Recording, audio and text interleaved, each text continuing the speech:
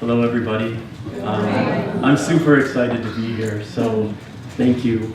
Thank you, Carol, for responding to my email and having me here today. You know, I have to admit, which is what I shared with Carol in my email, that I haven't been a regular churchgoer for a very long time.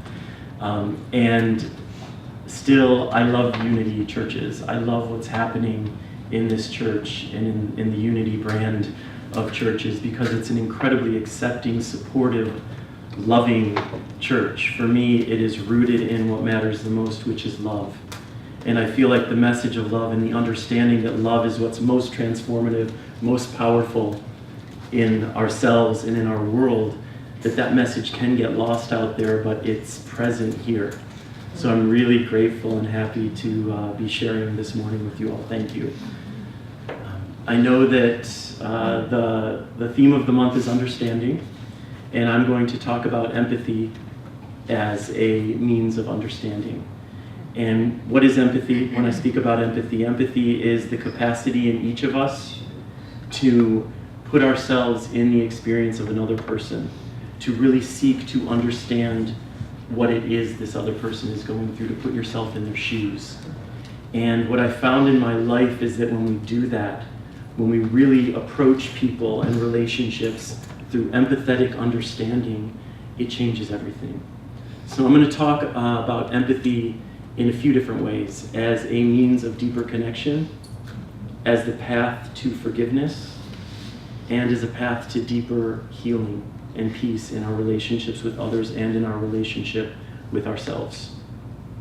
So I'll begin by telling you a little story about a flight I was on a few years ago, flying to LA actually from Detroit. And I was seated, it was boarding time, and I was seated in the aisle seat. And the woman across the aisle from me was also seated in the aisle seat. She was probably in her 60s, and I remember so clearly the crumpled tissue that she was holding on to and dabbing at her nose and mouth. And she was very sad. Like, all I could really focus on the plane was her energy. It was really, really intense sadness. And I'm sitting there and I'm thinking I wanted to offer her a new tissue, or I wanted to reach across the aisle in some way just to let her know that I was seeing her. But I cry on planes all the time, and so I was thinking the last thing I would want is for someone to reach out to me when I'm crying on a plane. So I decided not to say anything to her. The flight attendant, however, made a very different choice. So I watched the moment the flight attendant noticed this woman. She was about 5 or 6 rows up. She saw the woman, the flight attendant, had this thick brown curly hair and big red lips and a beaming smile. She zoned in on the woman, saw and felt the woman's pain, and walked right up to her. And this woman was probably 15 years the flight attendant's senior. The flight attendant was just like, "What's wrong, honey?" And the woman said, My dad died last week." And the flight attendant, with no hesitation, bent down and grabbed the woman's hand and looked her in the eyes and said, "I've been there, honey. I've been there." And the woman just started crying. And the flight attendant stood up and pulled this woman into her arms. And the woman cried, and the flight attendant held her, and all the boarding is happening around us. And this whole interaction may have been a minute, or it may have been 90 seconds. I don't know how long it was, but it was the most beautiful example of empathy, of one woman willing to sit in her own experience in order to be more present for the experience of another woman. What the flight attendant was telling this woman is that she too had lost her father, and there they held each other and cried and connected much more than strangers. This is the potential in each of us, in anyone we just meet. If we're willing to allow ourselves to be present in their experience, to really see their humanity, to go beyond the instinct to just say, "I'm so sorry for you," and instead become the person. That's what empathy allows us to do. It's not "I feel sorry for you" or "I pity you." It's "I am you. I understand you." And when we do that, we invite a completely different possibility with our interactions with people. So that, for me, I remember that experience so clearly and so beautifully. I want to look at empathy also as a path to forgiveness. You know, I'm a big fan, I should tell you all, I'm a big fan of love. Like for me, love is everything. It's what I am committed to operating in the energy of love as completely as possible, as often as possible in my life. Because what I have seen is that love is our greatest power for creating the most transformation on this planet, individually and globally. So love tells me to forgive, period, without conditions. I believe in forgiveness, period, without conditions. And I found that the way to forgiveness, even of those things that we believe are unforgivable, is through empathy. And I'll share with you a story from my life. I lost my parents when I was 14 years old. They were shot to death in a store that they owned and were working at in Detroit. And obviously this was a profoundly traumatic experience, completely uprooted me, changed everything about my life in that moment and forever. And as a teenager and for many years, I wasn't thinking about forgiveness. It was the last thing on my mind. And when I would think about the man who killed my parents, it was with hatred, it was with rage, it was with wanting him dead, all of these ugly, dark thoughts. And I was okay with that. Like for me, that's how you think about a person who kills your parents. I didn't conceive of anything else. When I entered my 20s and I started to look at my life differently, I started to understand the power of love, and I started to see that I want to operate from this place more often in my life. I want to show up from love no matter what's going on. I also started to become much more aware of how I was feeling when I would think about the man who killed my parents. I started to pay attention to how it feels to hate.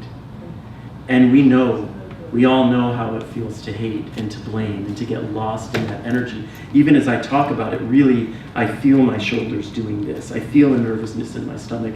Maybe it feels for you like a tightness in your chest, or your head hurts, or whatever it is. It's not good. We know that. Our body tells us it's not good. So I know that when I'm operating in a space of hatred, I'm hurting myself physically and I'm hurting myself emotionally. And so what I knew is that I didn't know how I was going to find forgiveness for this man, but I knew I needed to. Because by not, I was just hurting myself, And so what I started to do was I started to think about this man through a different lens. I started to imagine what it might have been like to be living his life.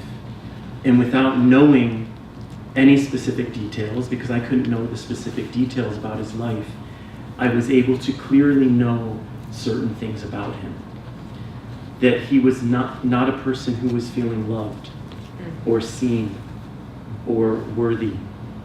He was a person operating with a lot of rage, probably a lot of hopelessness, a lot of confusion, because nobody who takes the lives of other people the way he did could feel seen or loved, or clear or hopeful. And for me, I wasn't able to tap into the violence. I couldn't imagine killing people, but I wished him dead plenty of times, And I could certainly relate to feeling unseen and unloved and hopeless and angry and worthless and confused and all of these other things that all of us human beings feel at times. And when I started to sink into those feelings, I was able to connect to him as a brother, as a fellow human being who's in pain. I was able to recognize his struggle the way I recognize my own struggle, and connect to his humanity through that place, through empathy, through deeper understanding. And everything changed for me. What I started to notice is that when I would think about this man, it wasn't with hatred in my heart. It was with love. Empathy, understanding, it got me to love. And then what I started to notice was that when I would think about him, it was with forgiveness. That I had forgiven him. That I could recognize, I believe every human being on this planet is equally worthy of love and is equally worthy of forgiveness no matter what. And I was no different than this man. He made a horrible choice and did a horrible thing. And he's a human being, struggling like we all struggle, worthy of love like we all are, divine. Something that you read earlier, we are all equally divine. equal representations of God. And he was no less that than I was. He is no less that than I am. And that was the gift of empathy and understanding. Things are only unforgivable if we deem them so. And why would we deem them so? Because we know what toll that takes on us. We know the toll of hatred. It's not worth it. It doesn't have to be. There are no rules. The only rule I live by is love. Return to love. When you fall off, get back on the love train. Return to love over and over and over again. So, and obviously the gift of forgiveness is freedom, right? When you forgive, you are released from the hatred, you're released from the blame, you're released from all of that mind noise, and you're rooted in something much deeper, much cleaner, much more pure. So it's freedom, and that for me was one of the greatest gifts of my life, coming from the worst tragedy in my life, seeing that through empathy and understanding I could find my way to freedom and love. The one other thing I want to share about empathy is empathy it's a means of healing, and we're living at a time when in our country, probably in a lot of countries, certainly in this country, absolutely, there is a scarcity of empathy going on. By a show of hands, how many of you feel discouraged or saddened by the state of discourse in our country right now? The way people are communicating with everyone, right? It's ugly. It's filled with hatred. It's filled with shaming. It's filled with vitriol, and it's not necessary, And we're all complaining about it. We're all talking about it, the division and the hatred out there, and how we're all speaking to each other, and how ugly it is on social media and in the news. But how are you showing up individually? We can never control what another person is doing. We can only own how we're showing up for these dialogues, for these conversations. And if you're choosing to show up with the same vitriol, even if you feel like you're righteous in it, even if you feel like what that person is saying is ugly and abhorrent and offensive and all of those things, okay, don't own what they're saying, but own how you're showing up to the conversation. And if you're not showing up with love in your heart, then you're not adding goodness. Not really. And if you're showing up with hatred and rage in your heart, then all you're adding is hatred and rage. And I'm not saying we have to condone all of the ugliness out there, or that we have to be silent in the face of injustice. I'm simply saying that our country needs more of us who are willing to participate in these conversations with love, with compassion, with empathy, no matter who's on the other side. Because what I found for myself is that when I read things on social media that make my head want to explode, and my mind goes to this, you know what I mean? It's like, that's what my fingers and mind want to do. My heart says, step back, baby. Center yourself. If you're going to respond, remember that's a human being on the other side of this keyboard. Try to imagine what their entire life experience has been to get them to the point of typing these words right now that offend and frustrate you so much. And if you can't take the time to do that, then just be silent. And sometimes even in taking time to do that, all that love invites us to do is disengage. I'm not somebody who feels the need to participate in every conversation I'm invited to, especially if the person on the other side of the conversation is committed to their rage, committed to their condemnation. We don't have to participate. But if we do participate, how can we bring the love? Everyone's afraid to talk about politics because it's so ugly, but the political arena needs more of us who are willing to be examples of loving communication. So if you feel you're political and you want to have these conversations, by all means jump in and be an example of compassion, an example of love. Make your point clearly, but with heart, right? That's how we heal. We can't rage ourselves into healing. We can't shame other people into healing. It's just not how it works. Love is our healer. We are in a church right now, right? The Bible is rooted in love. Jesus' message was love. Jesus' message was forgiveness. Forgive them, Father, for they do not know what they are doing, as he's being crucified. That's a fairly powerful and clear message about forgiveness as a choice, as a mandate of love, I believe, as a mandate of God, I believe. So, as we move forward, I'll say one more thing. I feel that it's very easy in this time to feel hopeless and very easy to feel powerless as one human being facing all of the violence and all of the injustice and all of the ugliness of this country and planet.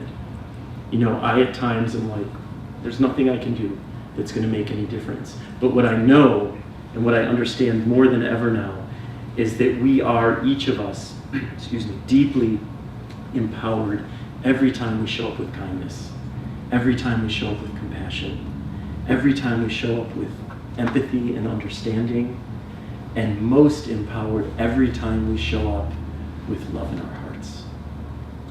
Every time. So I want to thank you all for being here today and for showing up with love in your hearts and for being examples of how it's done and for welcoming me so beautifully. God bless you all. Thank you.